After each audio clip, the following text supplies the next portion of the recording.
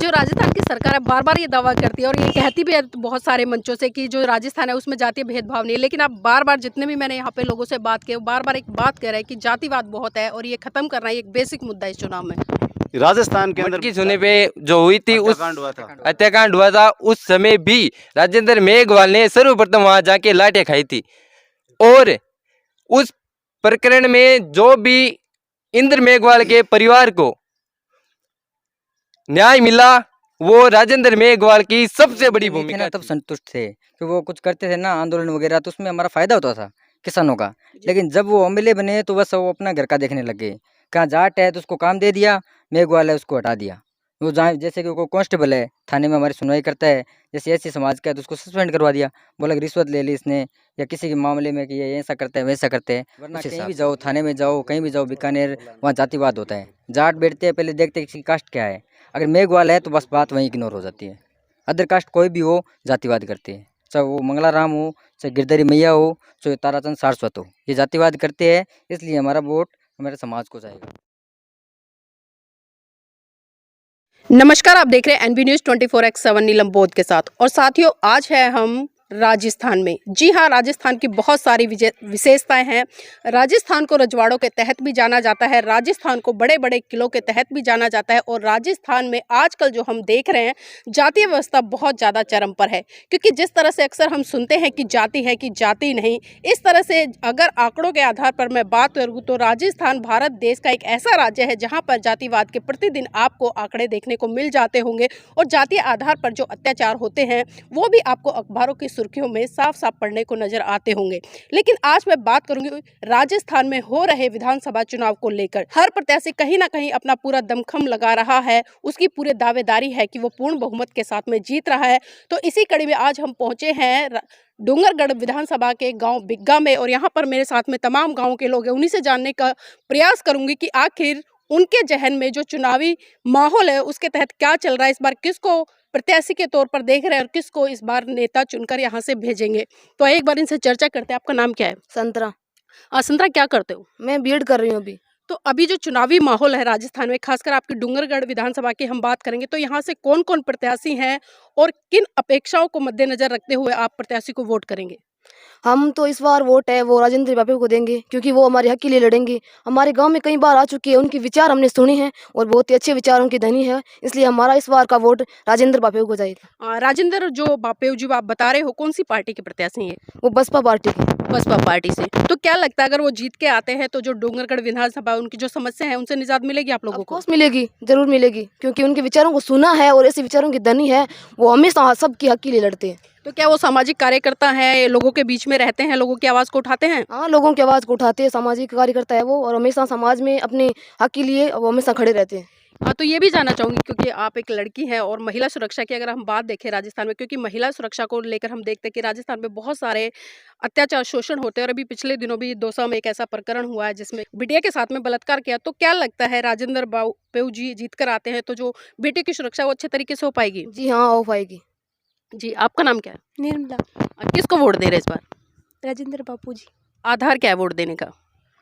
वो समाज के लिए लड़ते हैं और भेदभाव सबको मिटाते हैं, और हमने उनका भाषण भी यहाँ पर सुना है, बहुत बार बिग्गम में आ चुके हैं। वो कौन सी लड़ाई लड़ी उन्होंने समाज के लिए?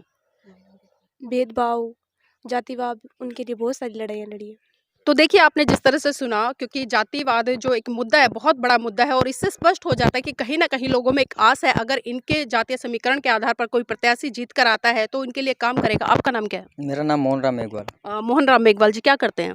ये मित्र का काम करता हूँ। अच्छा, अभी जिस तरह से चुनावी माहौल गरमाया हुआ है तो क्या लगता है कि माहौल कैसा रहेगा, किसके पक्ष में रहेगा और किस प्रत्याशी को वोट दे रहे हैं आप? मैं राजेंद्र बापू को वोट दे रहा हूँ। कारण क्या है? कारण ये है कि वो समाज के लिए जागरूक है अच्छे से। हमारा कोई काम होता है तो कोई सुनवाई नहीं होती है, तो उनके पास जाते हैं तो वो हमारे से कॉल करते हैं, आगे किसी को 2 आदमी आते हैं तो हमारी सुनवाई होती है। वरना कहीं भी जाओ, थाने में जाओ, कहीं भी जाओ, बीकानेर, वहाँ जातिवाद होता है। जाट बैठते हैं पहले देखते हैं किसी कास्ट क्या है, अगर मेघवाल है तो बस बात वहीं इग्नोर हो जाती है। अदर कास्ट कोई भी हो जातिवाद करते हैं, चाहे वो मंगला राम हो, चाहे गिरधारी मैया हो, चाहे ताराचंद सारस्वत हो, ये जातिवाद करते हैं। इसलिए हमारा वोट हमारे समाज को जाएगा। तो अभी आपने जो ये 3 नाम गिनाए हैं, ये कौन कौन सी पार्टियों के प्रत्याशी हैं? ये नेता हैं या कुछ और हैं? हाँ, ताराचंद जी है, वो बीजेपी से है, और हनुमान बेनीवाल है, वो राष्ट्रीय लोकतंत्र पार्टी से है, और मंगलाराम जी है, वो कांग्रेस से है, और बसपा से राजेंद्र जी पप्पू है। तो ये लोग चुनाव लड़ रहे हैं इस क्षेत्र से। हाँ बिल्कुल लड़ रहे हैं। अभी जिस तरह से लगातार हम लोगों से बात करें, यहाँ के जो सिटिंग एमएलए रहे हैं अभी जो पिछले, जो कि कम्युनिस्ट बता रहे हैं, तो बता रहे हैं कि उन्होंने काफ़ी आंदोलन किए हैं, काफ़ी काम किया है, तो क्या आप लोग उनके काम से संतुष्ट नहीं हैं? नहीं संतुष्ट है, पहले थे, क्योंकि जब वो एमएलए नहीं थे ना तब संतुष्ट थे, कि वो कुछ करते थे ना आंदोलन वगैरह, तो उसमें हमारा फायदा होता था किसानों का। लेकिन जब वो एमएलए बने तो बस वो अपना घर का देखने लग गए। कहाँ जाट है तो उसको काम दे दिया, मेघवाल है उसको हटा दिया। वो जहाँ जैसे कि कोई कांस्टेबल है थाने में हमारी सुनवाई करता है, जैसे ऐसी समाज का है तो उसको सस्पेंड करवा दिया, बोला कि रिश्वत ले ली इसने, या किसी के मामले में कि ये ऐसा करते हैं वैसा करते हैं, उस हिसाब से। तो जो बसपा पार्टी जिस तरह से देखा यहाँ पर जनाधार पिछले बार का बहुत कम रहा है, तो क्या लगता है वो जनाधार बढ़ेगा और राजेंद्र मेघवाल जी जीत की तरफ बढ़ेंगे? हाँ बिल्कुल बढ़ेगा, बढ़ेंगे, हम बढ़ाने लग रहे हैं, बढ़ेगा, कम से कम 20-25 हज़ार वोट लेंगे। तो आज का युवा किस आधार पर वोट कर रहा है खासकर? समाज के लिए करेगा, और जो जागरूक है, हमें भेदभाव से मुक्त कर रहे हैं, उसके लिए वोट कर रहे हैं। क्या खाली वो मेघवाल समाज के वोटों से जीत जाएंगे या अन्य समाज के लोगों की भी जरूरत पड़ेगी? देखो जरूरत तो अन्य समाज की भी पड़ती है, और पड़ेगी, बिल्कुल पड़ेगी, लेकिन हमारा समाज अगर एकल होना तो 80,000 वोट है, किसी की जरूरत नहीं है हमें। देखिए जिस तरह से बता रहे हैं कि जो मेघवाल समाज है उसका वोट परसेंट यहाँ पर लगभग 80,000 के करीब बताया जा रहा है, और जो विनिंग पोजीशन होती है वो 50,000 से ऊपर हो जाती है। अगर मेघवाल समाज एकजुट होकर यहाँ पर वोट करता है राजेंद्र मेघवाल बापू जी को, तो एक तरफा जीत होगी। यहाँ पर कुछ यूथ और है हमारे साथ में, उनसे भी जुड़ने का प्रयास करेंगे। आपका नाम क्या है? मेरा नाम छगनलाल है। क्या करते हैं छगनलाल जी? मैं बीएससी सेकेंड ईयर का स्टूडेंट हूँ। जब एक युवा वोट करने जाता है तो जो प्रत्याशी उसमें क्या क्या खूबियाँ देखनी चाहिए उसको? उसमें ये देखता है कि वो आगे हमारे लिए शिक्षा में, रोजगार में, और भी जो आज हमारे राजस्थान में जातिवाद फैल रहा है उसके खिलाफ भी मजबूत होकर लड़ेगा या नहीं लड़ेगा, उसको हिसाब से हम देख कर वोट देते हैं। इसलिए हमें कैंडिडेट, डूंगरगढ़ तहसील में 4 कैंडिडेट की चतुष्कोणीय टक्कर है। उसमें बीजेपी की ताराचंद सारस होता है, कॉमरेड के बी गिरधारी लाल मैया है, और कांग्रेस के मंगलाराम गोदारा है, और बीएसपी के राजेंद्र मेघवाल बापू है। राजेंद्र मेघवाल बापू ना कि मेघवाल समाज के लिए, बल्कि जहाँ भी राजस्थान में चाहे कोई भी कास्ट हो, अपराध होता है उसमें शामिल होते हैं, वहाँ राजेंद्र मेघवाल शामिल खड़ा होता है। हमारे पिछले सुराना कांड जो जालोर में है, वहाँ पे इंद्र मेघवाल नाम के व्यक्ति की मटकी सोने पे जो हुई थी, उस हत्याकांड हुआ था, उस समय भी राजेंद्र मेघवाल ने सर्वप्रथम वहां जाके लाठियां खाई थी, और उस प्रकरण में जो भी इंद्र मेघवाल के परिवार को न्याय मिला वो राजेंद्र मेघवाल की सबसे बड़ी भूमिका थी। इस हिसाब से हम राजेंद्र मेघवाल को वोट देकर इस डूंगरगढ़ विधानसभा में विजय बनाएंगे और जयपुर पहुंचाएंगे।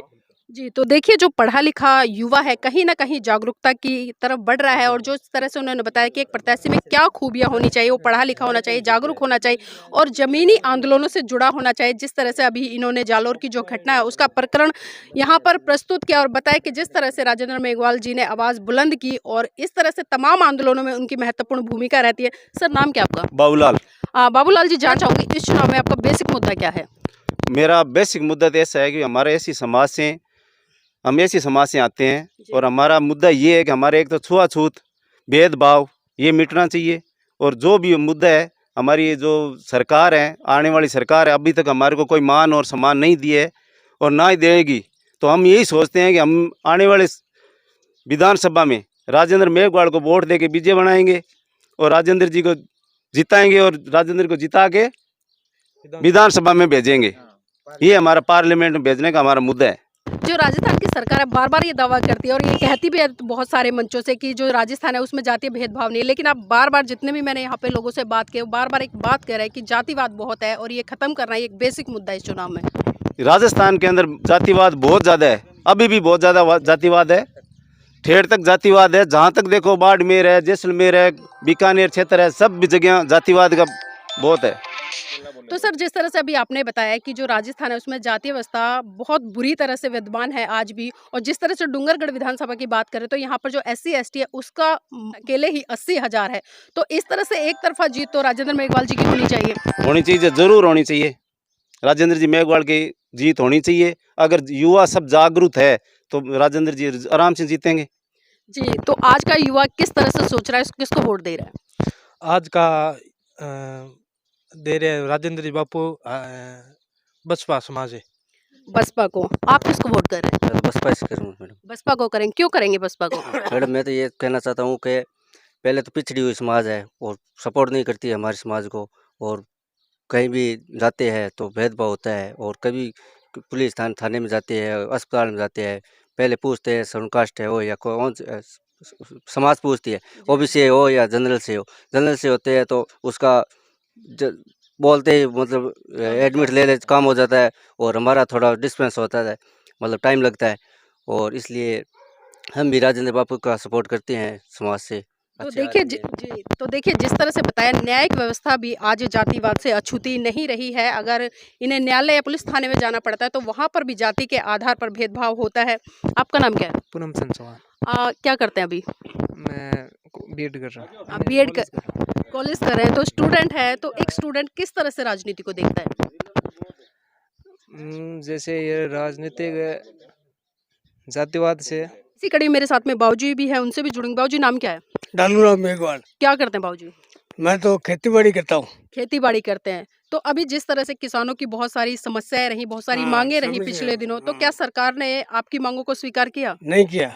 तो इस बार किसको वोट कर रहे हैं? वोट बीएसपी को। बीएसपी को। तो क्या लगता है बीएसपी आएगी तो आपके काम होंगे? हाँ, काम होंगे, जरूर होंगे। जरूर होंगे।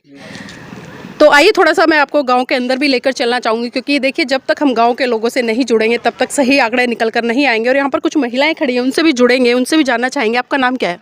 संजू देवी। संजू देवी जी, क्या करते हो? हाउसवाइफ हो?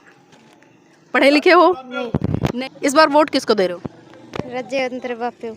राजेंद्र बापू जी। तो देखिए इन्होंने कहा है राजेंद्र मेघवाल बापू जी को वोट कर रहे हैं। यहाँ पर और भी महिलाएं हैं। आपका नाम क्या है? बिमला। बिमला जी, घर पे ही रहते हैं? हाँ, घर पे ही रहते हैं। खेती बाड़ी का काम? खेती बाड़ी अंदर होता तो कर लेता नहीं वहाँ। अच्छा, खेती बाड़ी भी करते हो। तो आपके यहाँ पर चुनाव है, अभी चुनाव में बहुत सारे प्रत्याशी आपके बीच में आ रहे होंगे, तो इस बार वोट किसको कर रहे हो आप? वोट राजेंद्र बापू जी ने। कौन सी पार्टी से खड़े हैं? पार्टी किसी ने बसपा। बसपा से। तो देखिए महिलाओं में जागृति है और जान रहे हैं कि कौन प्रत्याशी है, किस पार्टी से खड़े हैं। यूथ लड़की है, उससे भी जुड़ेंगे। बेटा नाम क्या है? ममता रेकर। आप वोट करते हो? नहीं, अभी तो नहीं हुई है। अच्छा, अभी 18 साल के नहीं हुए। तो देखिए 18 साल के नहीं हुए हैं, अभी वोट नहीं करते हैं। तो देखिए यहाँ पर हमने तमाम लोगों से बात करी, जिसमें कि महिलाएं भी रहीं, युवा भी रहे और कुछ हमारे साथ में अनुभवी लोग भी रहे इस गांव के। और जिस तरह से उन्होंने बताया कि जो राजस्थान में जो एक सबसे बड़ी लड़ाई है आज बहुजन समाज के लोगों के लिए, मान सम्मान की लड़ाई है। पद प्रतिष्ठा की लड़ाई तो बाद में है, लेकिन उससे पहले मान सम्मान की लड़ाई है। और डूंगरगढ़ विधानसभा है, यहाँ से 14 प्रत्याशी, 14 के 14 प्रत्याशी जर्नल है, क्योंकि सीट जर्नल है। उसमें से मात्र इकलौते एक राजेंद्र मेघवाल जी, जो कि बसपा पार्टी के प्रत्याशी हैं, वो मेघवाल समाज से आते। तो कहीं ना कहीं जो SC ST समाज है उसकी एक बहुत बड़ी उम्मीद है कि इस बार राजेंद्र मेघवाल जी जीत कर आए, ताकि कहीं ना कहीं जो एक दंश इन लोगों को झेलना पड़ रहा है उस दंश से इनको निजात मिल सके। और यहाँ पर जितने भी लोग हमारे साथ जुड़े, सबने एक ही आधार पर बात करी कि इस बार हम वोट बसपा को देंगे।